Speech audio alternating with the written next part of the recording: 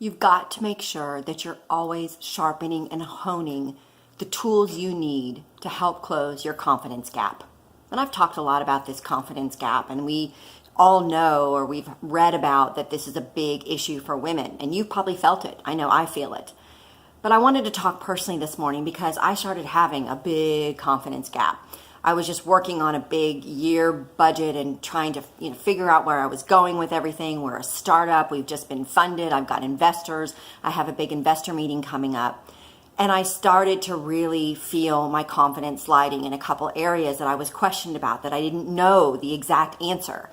And as the meeting went on, I just started feeling less and less confidence. What was running through my head is all this negative talk like, oh my gosh, what if my investors don't have confidence in me? What if I'm not the CEO for this job? What if I am not going to be able to take this company across the finish line and really realize the dreams that I have to help women achieve success?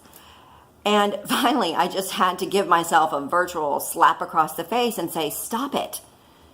I know that I know more than anyone else does about my own business. And you know what? I don't know all the answers. And it's okay to not know all the answers. So I started implementing the tools that I know are my toolbox, which is positive self-talk instead of negative self-talk. That's number one.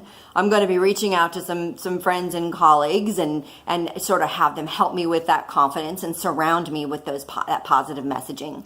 But what I'm also going to do is I'm also going to really think about when I first got that feeling where that gap happened, and I'm going to go and dig in, and I'm going to learn what it is that I feel like I don't know. Where do I feel like I'm lacking the skills or the knowledge? And I'm going to go get that skill and knowledge. And maybe it's through a relatable role model, because I'm going to look for someone who's done that and who has an expertise in that and watch what they do and have them help me, because it's so critical. There are tons of women out there that can help you do that by being those relatable role models. And of course, it's the whole why behind On the Dot. So I know how critically important that is. So I'm just going to encourage you today to figure out what those things are. What are the tools in your toolbox that you need to do to help yourself get through this confidence gap? And of course, every single day On the Dot helps you get through that by providing these relatable role models. So I hope you have a fabulous and extremely confident day.